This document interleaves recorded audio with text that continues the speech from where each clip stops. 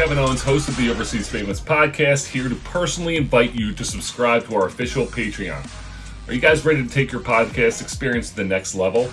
Well, with our Patreon, you can do just that. And the best part, pricing starts at just $1. It's like a pack of gum.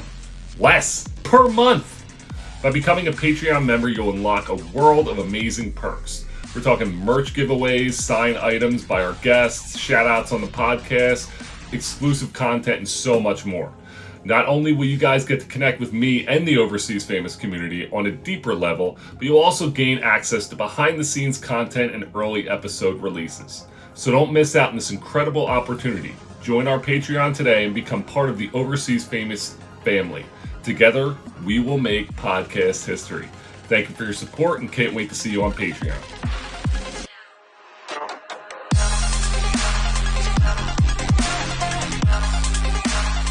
Hello, everyone. Welcome to the Overseas Famous podcast. I'm your host, Kevin Owens, joined today by Temple legend, Juan Fernandez. Juan, we're excited to have you on. We were just talking a little bit about, all the connections. It's a lot of fun because I live in the Philadelphia area, so I remember when I was playing, etc. You were doing great things for Temple University. So it's great to have you on and hear about what the great things that you're doing, which we'll talk about today in a little bit, about the great things you're doing now with your career. So excited to have you on. Thanks for joining us. Yeah, thank you for inviting me, Kevin. I'm so glad we connected recently, and I'm so happy to see what you're doing, and it's so exciting. So I'm really happy to be here. I consider myself like a Philly child in a way, even though I wasn't born there. So it's great to connect with people from the area as well. It's great. It's a nice area. I feel like we were just talking a little Flyers. It's definitely a good place to live. I always said Philly was. Every time someone was just like, where would you live? I was like, I like it here because you have the shore, which is 45 to an hour away. Then you have New York City, which is like an hour and a half away. You have DC, 2 hours away. I'm like, man, you're like in the middle of everything. So that's why I like this location. You kind of get it all, including the, New Jersey nonsense that you have to deal with. Like everywhere, it has its things, But no, we loved it too, and I know my family loved to come visit because of these things. Like there's so many things to do around, and it holds a very special place in my heart. It's the first place I went after leaving the comfort of my home in Argentina, and so it meant my first big change. And in many ways, it was challenging and exciting at the same time. So I have great memories from that time. Well, going into that, we always talk about the one thing and that we talk about with when you head overseas, it's such an adjustment for everything culturally, the basketball, the athletics, whatever it is, everything becomes different and you have to adjust. Now, we do it usually as Americans, and you go overseas, you're usually in that later 22, 23, you've kind of gone through college and grown up. Doing it at a younger age like you did is very difficult. How did you adjust to those different things when you came here and everything was new, but you had there was the first time you're experiencing anything like this? Yeah, it was scary. Definitely scary. And I think that looking back, such a big step in my life that I think I had to be really sure of the reason why I was doing it. So believing really in my long-term vision and knowing that I was chasing my dream, literally. I had a couple offers to go to Europe and sign with professional teams that had youth teams at that time. But I felt like college was the way to go for me. I wanted to keep studying. I wanted to go to college. I had dreamed with going to college and being able to do both for a long time since I was like 12, 13 years old. So I think that the change was so difficult that in many ways, I think you have to be really certain and sure that it is what you want to do. What then brings up another topic, which is, well, how sure are you at that age that you know what you're doing, right? Yes. and I think that that honestly, I think the basketball side was very strong within me. I didn't even know what I wanted to study. I just knew I wanted to study something. But the basketball side was very strong with me. Like I could envision the future that I wanted. Also, because my father was a professional basketball player, I saw what was possible with that career in terms of having a family, providing, and doing what you love for a living. So I believed in that side of the equation, and I followed my gut and my intentions. But as I have the experience of having gone through it, I try to mentor if I can and talk to kids, especially that go from Argentina to college, through that change, because I know how challenging it can be and how helpful it can be to have somebody to guide you through those challenges. You just mentioned your father who played pro basketball. How did growing up, because that's something that as a professional athlete, you're always thinking about what will translate into the next generation? How will my work ethic, will my athleticism, all of these things translate into the next generation? How did his influence impact your love for the game of basketball and your decision to head to Temple and pursue a career in this? Yeah, I think it was unintentional in many ways. And I think that my dad, in that sense, never really pushed me to do it. It was self-imposed very much. Mm-hmm. But I think he literally he led by example. And I think it's the best form of leadership in that sense. He showed me the way. And I think that when you're born in that world, you're even unintentionally influenced by it, and added to the fact that, to speak to my specific journey, and I know everybody's journey is different, but I grew this tall when I was 13, 14. Literally, I was this tall, and I was, so at a very young age, I was standing out from height alone above the kids my age. On top of that, my father was a professional basketball player, so automatically my environment kind of wrote my future for me. That's what I'm meant to do and be. And like, it was amazing, and I think that it also pushed me to take this seriously and make those sacrifices that are needed to become a professional athlete, that I think are necessary.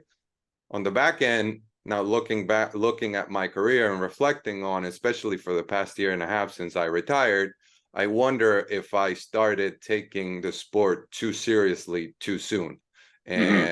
And, to say this, because at the end I was burnt out. I was 31 years old last year, and that's how my career ended. So looking back, I think that I couldn't really remember what it felt to purely and genuinely have fun playing basketball. I feel like Yeah, it turned into a job, even before I started getting paid for me, because that's what I wanted so bad. And so, there's pros and cons of that influence that I think in many ways was self-imposed, but also influenced by the environment.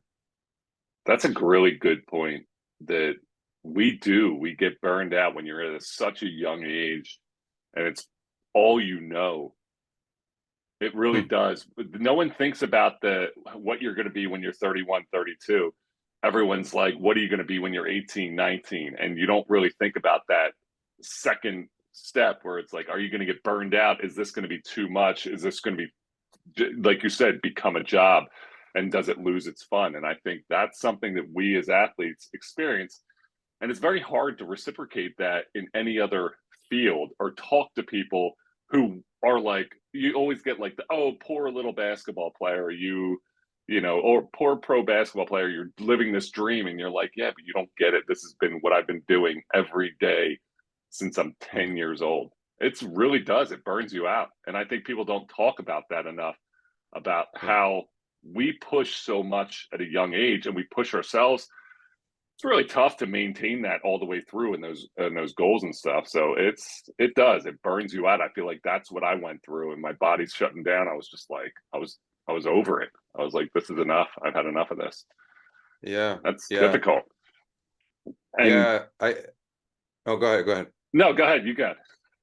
No, I was I think it's very common, and I try to be very careful with like how I talk about my story and the wording I use, because I don't want to sound like it's complaining about the path that gave me literally everything I have in my life today. Because in college I met my wife, which I wouldn't have been in college if I didn't play basketball. That's the truth. I wouldn't have gone to Europe and meet all the wonderful people I met there, and get to visit all these beautiful countries and places, and have my kids over there too. Like literally it all started with basketball, because of basketball. But Hmm. you pose a golden question, which is, what is that sweet spot, and can it be done if you don't give yourself fully and all to your sport? Yeah. And I don't have the answer, but I know that for me, it gave me everything. And in a way, it kind of meant that it kind of led to the ending that it led to, which it Hmm. wasn't pleasant, and it wasn't, Yeah. and that's the truth. I think that that's the, because when you think about it, when you kind of lose that love, when it's not, it doesn't completely overtake your body where you're like, you're so excited for practice, you're so excited for games and things like that. I remember that was when I started kind of being like, all right, this is what needs to change. And the only thing that kept me going, that kept me employed as a basketball player, was the fact that we still have that competitiveness. So you might be like, all right, here we go again. And all of a sudden someone hits a shot and you're like, you know what, screw this. Like, hell no, we're not doing this. Like, I'm not going out like a punk. Like, I'm going to go and kick your ass now. But there was that portion, you're like, it's like that has to happen in order for you to get yourself mentally prepared. And when that happens, it's just the love's not as strong as it was. It's not saying it's gone, but it's just not that same love you had for it growing up. Yeah, absolutely. And that was a big thing for me too. For a while before retiring, I would say even a couple of years, I felt like the fire was not there anymore.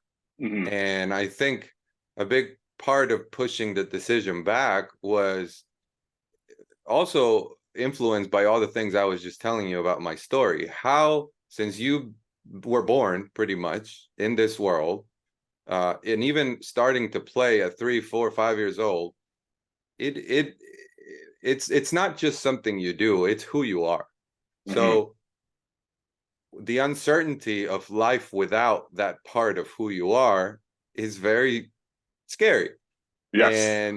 And like we're wired to be drawn by the familiar, right? We want to feel like we know what's happening, even if that makes you miserable in a way. Yep. So because the change is even scarier than putting up with how you're feeling sometimes. And so it took a while to really understand that a change was needed for me. And I think the red flags were towards the end, feeling like I wanted to get injured to not have an excuse to not go. Mm-hmm. And so that's when I really was like, this is not right. Like this is not this, it shouldn't be this way, and like, Yep. because I understand that not everybody loves their job, and there are weeks, even months, that you could feel low in energy and not want to go, or not want to go to practice, or one day but then you play a game and whatnot.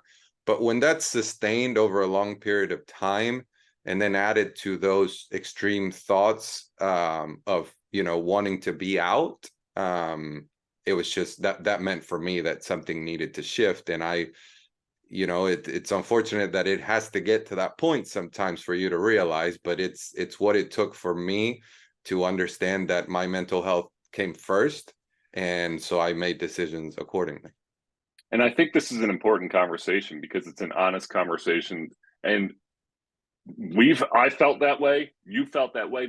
I think 99% of athletes feel that way, but they're not willing to admit it because we have this ego and we have the mama mentality, like all these things, like you can't think that way. You have to, but it's a grind. Like that's what basketball becomes. It's a grind. You're not in it for those right reasons at a certain time. That's when you kind of have to start being honest with yourself. And this is why it's such a good, honest conversation that we're having, because I guarantee there's a lot of people listening who feel this way, who aren't willing to admit that they feel this way. But at least if we're talking about this now, it's something that they can kind of reflect on and figure out, like, is this something, like you said, is the change going to be too scary for me, or am I willing to embrace it and move on if I'm doing something that is really mentally debilitating? And I totally agree with you. I think that's a great conversation to be had. Mhm. Yeah, yeah, and I couldn't agree more with that. And I think this is what got me into, and I'm gonna Yeah, just tell go for what it. I'm doing now, but this is what got me into wanting to do the type of work I do now from a life coaching perspective, geared towards athletes transitioning, because I Mm-hmm. saw these common patterns. And there are different stages to the transition. So while you're playing, a few months into the retirement, or even years after retirement, we all go through certain things at different stages of the journey, but that have very common themes in essence. And so Yes. I wish I would have had somebody guiding me through the process. And so I didn't know there were people who do this. And so I wanted to become the person that I wish I needed, because it is such an important topic. And I saw an opportunity to do good work there. And it has to do with everything you're mentioning. And the thing that helped me the most was understanding that I wasn't weird because this was happening to me. Like Uh-huh. it's normal. So Yes. there's two things about athletes. I think that we are different than non-athletes. So most of the population, we are bred and built differently, like literally from physiologically to your mind, the way you work, the way you operate. Since you start at a very young age, you are built in a way that it's different. There's something about you. Mm-hmm. And at the same time, that to say that we experience and go through certain things that nobody else experiences and goes through. Mm-hmm. And also the other side is understanding that within the athlete world, you're not alone. Like, this is normal. And I think that realization took me away from the mindset of, well, this can't be happening. This is how am I supposed to be feeling this way when there's millions of people who would want to be in my situation? And then when you start exploring the world you're in and realizing that many athletes go through the same, and it's like, well, hold on, wait a minute. There's something here, and Mm-hmm. it doesn't make you feel so like isolated in a way. And so I think that was the starting point for me in understanding that. And two, that there is always a way out, like that you're not chained to a situation or even how you feel. Like, you can always do something about it. So those were the first few realizations that led me to retiring early and then getting into what I'm doing now. You and I had a great conversation a few weeks ago, just on the phone, talking about all the stuff that you're doing, and how helpful it is. And we talked about how there's different groups who are doing these things, and how we are trying to change the overseas world, how we're trying to help as many people as possible. And everyone looks at it as like this huge competition. Oh, I need this, I need this. And really, it's about, we live in a world where the help that you are providing is so crucial to the mental, to the, everything that an athlete will go through, that this is not a competition thing. This is a, let's figure out ways to help this situation, which is in dire need of help. Let's figure out best ways to help this situation, band together and get these people the help that they need, mentor the people that we need to mentor. And I think it's just incredible work that is being done by you to help these athletes, because you're right. There's so many people who are going through this, whether they're likely to admit it or not. It's a big Mhm. problem, and I think you are part of the solution. And I'm excited that we have grown, and what you're doing is so impactful. So I really appreciate it. And it was man, Mhm. that's why I said Yeah. it's good conversations that we're having are ways to help us grow the Mhm. voice and grow the awareness to what's going on overseas and with athletes in general. So I appreciate what you're doing. It's fantastic. Thank you, Kevin. And I say the same to you. And I was just so happy to also to talk to you, connect with you, and see how the great work that you've been doing for much longer than I have, which I consider myself a rookie in this sense, but with many genuine and big intentions and wanting to help. And I think that to what you say, I found that there's two big things that change from the world of professional athletes that when you come to the other side, and I'll say it, the other side, Yep. the concept that we're used to needs to switch. And I think one is that competitiveness, whereas like before it's like your competition is the enemy. So I had Yeah. coaches who told me, do not go and talk to the other players before games because you may get distracted. It's like literally, it's like the enemy. Well, on this side, I've only found even people doing work in the same space, nothing but support and encouragement. Why? I think it's because behind the work that we do, there's a common mission, and it is Hmm. helping as many athletes as possible. And I think that's very powerful. And the other one is as athletes, and this is for athletes, who may be going through the situation right now or certain challenges, is we are taught to not show weakness. Like, I mean, think about it.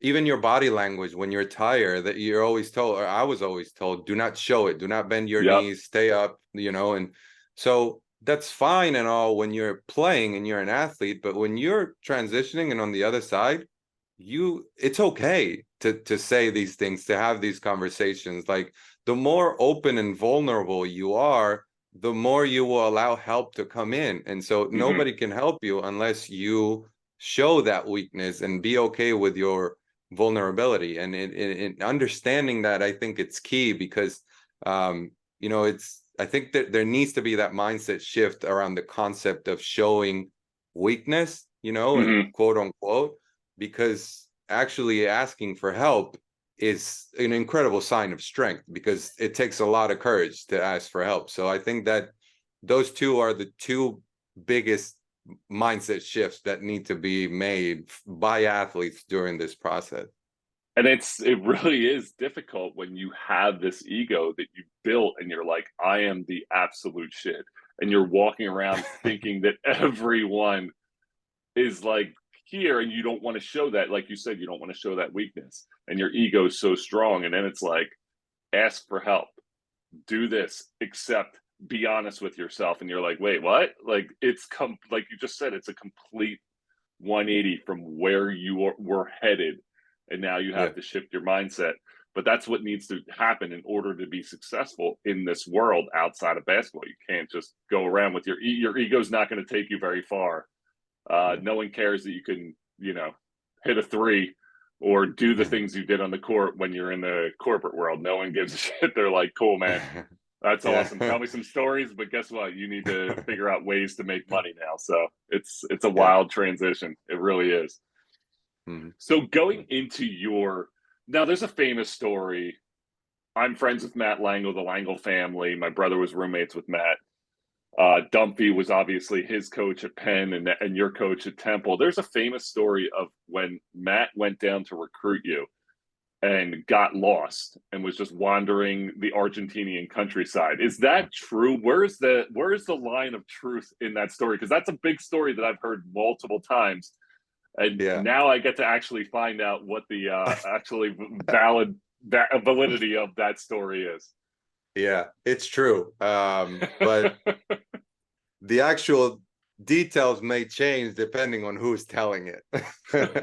uh, but yeah, it's true, and it's funny, and I think that's a big part of the strong bond that was created between not only Matt and I, but the Lango family and even the Temple coaching staff and whatnot. How that story started, it's incredible. So basically, the short version is that Matt went to see me somewhere in Argentina that I was not in. And not only I was not in, I was like 9-hour drive away from that place in the middle of nowhere. So Argentina is already 80% farm land.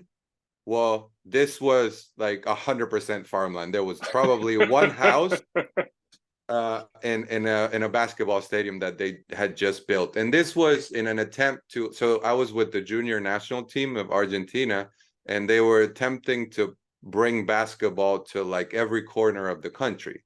So they Uh-huh. would take, junior teams to go for like weeks to work out and practice in front of people, and even underdeveloped areas to like promote the sport. And at that time, phones and signal wasn't the internet what it is today. It wasn't. So Matt, like, I don't know how, but he rented a car, he got a GPS, and he made it. Like, he drove all the way there. And what's interesting is that he got there, and I don't know what my coaches in the national team thought, but they didn't let him watch practice because they were, we're not going to show our plays and our scouting reports and stuff like that. And I got so pissed because I'm like, this guy, like, look at the trip he just made, and he's to come watch me play. And also, it was my future. Like, I wanted him to see me, Yeah. right, to come to Temple. So anyways, I decided to go back home with him.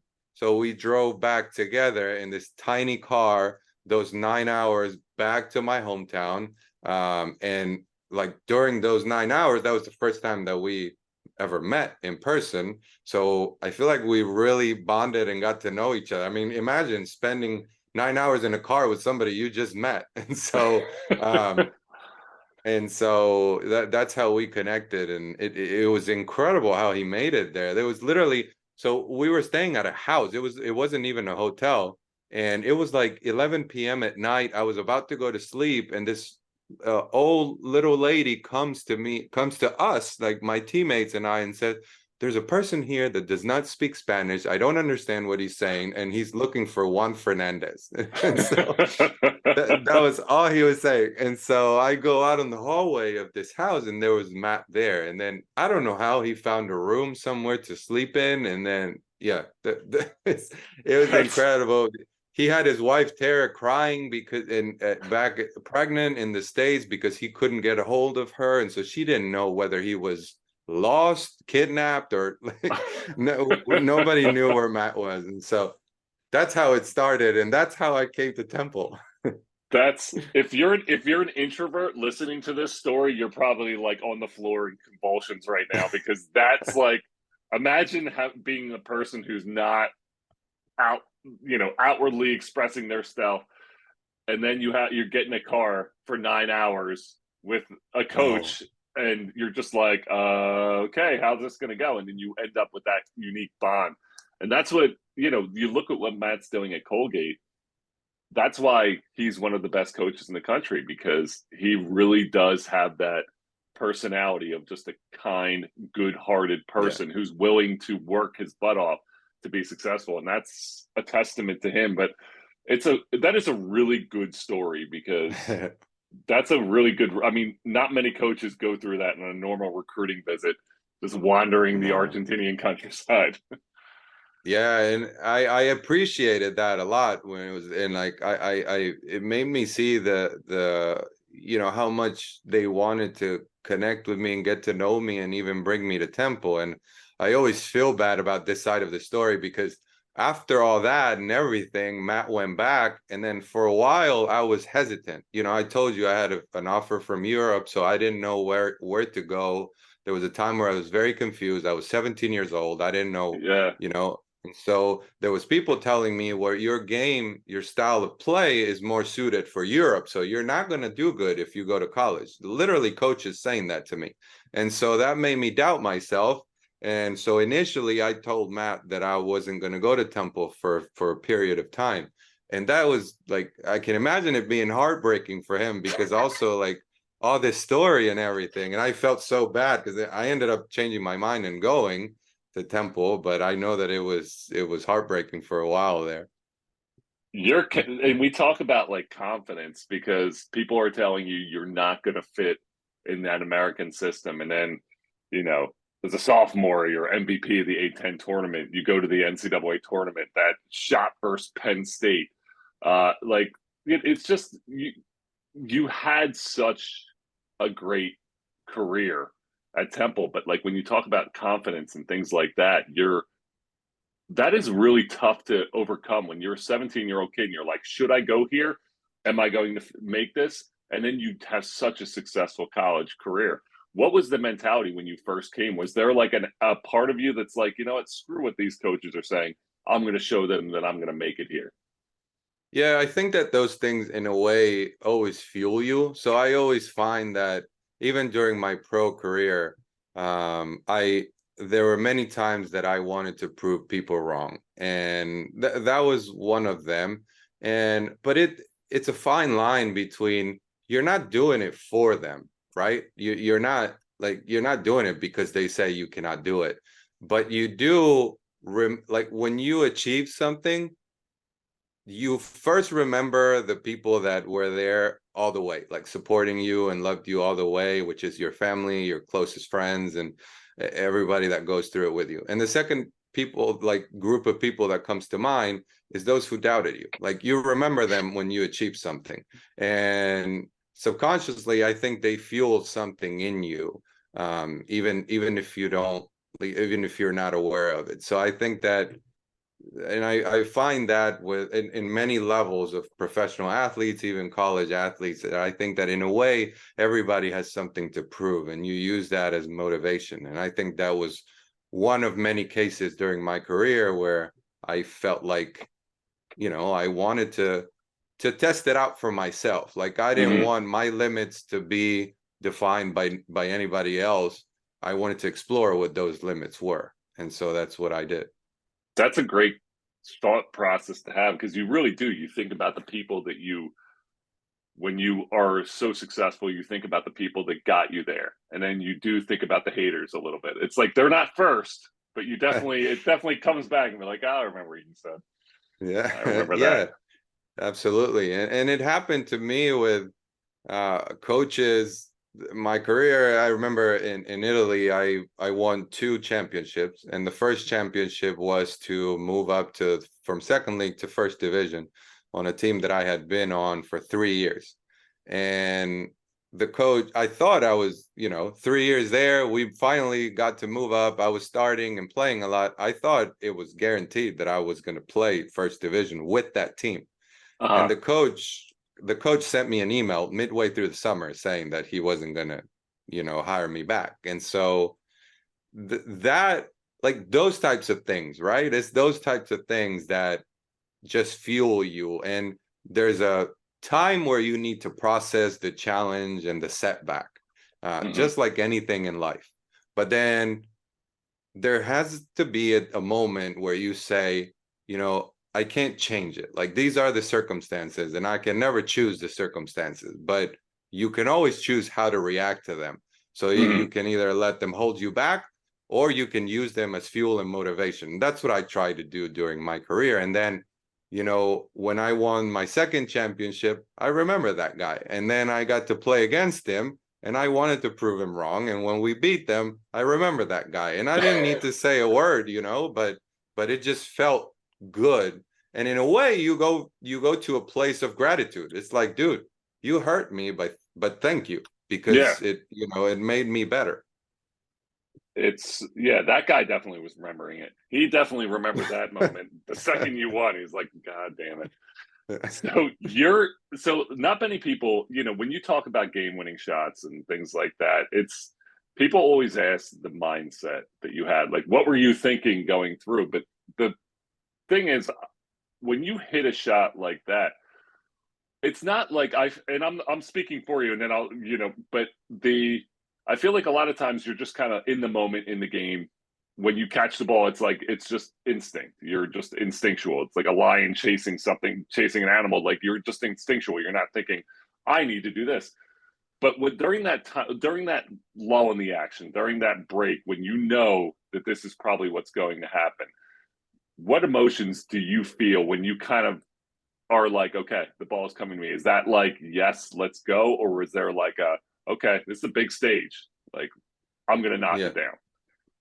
I think those moments in a way push you, or force you, force you into a state of complete mindfulness. And meaning that that there's only the present moment and nothing else. And for example, I've been practicing meditation for 2.5, 3 years now. And I think that that's what you attempt to get, like you kind of want to train your mind to get to living in the present moment. And it's so hard to do, especially in the world we live in today, ever changing. So like, if I can go back to those moments, and I hit two other game-winning shots during my professional career, and I compare those to that one with Penn State, and literally it's the literal definition of living in the present moment. Like, nothing else exists, nothing else is there. And it can be translated to so many things in life, that of things that you try to attempt, where it's like, well, the future is not here yet, and the past, it's already past. Like, you can't change anything there. So how do you get yourself to that present moment? And I wish, like, you could just go and put yourself in a situation where you have to shoot a game-winning shot, but that doesn't happen. So that's why I say force, because to me, what it felt like in those 2 or 3 moments during my career, it's literally because in the press conference after the game, they all asked me the same question: what are you feeling through that moment? Nothing. There's nothing other than that moment. And I would even go to say that it wasn't intentional for me. So in a way, it's kind of, you put yourself in that situation, you have to do something about it. You can't even think about what's coming next, whether you're making it or not making it, or how many shots you made or you missed in the game. There's nothing other than that moment. And it's like bliss. It's awesome. And I speak from my experience. I don't know, Yes. if for everybody is the same, but I feel like that's the literal definition of living in the moment. And when we talk about just even that moment, and as an athlete, being able to step into those moments and be in the present and be able to handle that pressure and be able to handle everything and be able to compartmentalize everything that you're doing outside of, like, well, if I screw up, what's going to happen? That is why when we talk about what you're doing now with helping athletes transition, that is why we always talk about, like, how athletes are so valuable and so employable, because they have these intangibles that other people don't have. We've been in experiences where we had to hit the game winner, or you had to take that shot. And the pressure that you feel, you're just living in the present. And a lot of people can't handle that moment, but that's what the real world is. You're dealing with things like that every day. There's this deal. You have to get this, you have to make this money. And we're not sitting there like, what do I do? What do I do? It's like, okay, got it. And that's why I think when we talk about how valuable athletes are, and understanding, separating the ego from the value, and just understanding that you are valuable because you have these intangibles. And I think that's what you're doing is so impressive. So yeah, it's a wild moment, but it is cool to hear that perspective of just remaining in the present and remaining in that moment. Yeah. And I agree 100% with what you say. And because I see it like through my own experience. I see it with many of the athletes that I talked to and worked with. Everything needed for the next stage of your life, post athletic career, is there. So there are 2 things that ache me in my life, and to see it on other people, and that those 2 things are a waste of potential and a waste of time. Like, I feel like it hurts me to see that potential and time go to waste, and I try to be very intentional with that in my life. And so, because athletes are built in that way, which is everything that you were just saying, when I see that because of the stress of the situation, or not being able to figure out, certain aspects of the transition in certain areas, and that potential is being held back, it's like that weighs, that it hurts. Like, I don't know how to explain it. So, and at the same time, there's those that figure it out 3 years in, when maybe with help or guidance or talking to people or whatever, that time or transition can be shortened to 3-6 months instead of 3 years. And so you don't waste all that time that could be used, towards something else. Now, I don't know if that any time in that sense is wasted, because I feel like everything serves a purpose, and it builds you in a way. But I think that because of how athletes are, there's something there that as soon as it is, as soon as you're able to flip that switch in your mind, whatever goal you decide to set yourself on after your athletic career, it's a given. Like, I would guarantee that you're going to reach it because you've done it. And so, yeah, that's also part of what got me into this and what I see in the work I do. Well, Juan, this has been a great time, great conversation, great topic. It has been really fun talking to you, hearing your insights. And we've talked about this before, but I have a feeling people are gonna understand and know, not just in the basketball community or the overseas community or the sports community, but worldwide, what people like you are doing to help athletes. I think there's going to be a big bump. I can feel it coming, where people know that this is out there and this is a great thing. So we appreciate you coming on the show today. Tell us your story and your insight. So we appreciate it. Thank you so much. No, thank you, Kevin. I love the work you're doing, and I'm happy our paths cross now. And thank you for allowing me to share my story here. And yeah, I will keep supporting your work also in any way I can. Well, I appreciate it. Thank you so much. And thank you, everyone, for listening this week to the Overseas Famous podcast. Joined by Juan Fernandez, I am Kevin Owens. We will see you guys next week.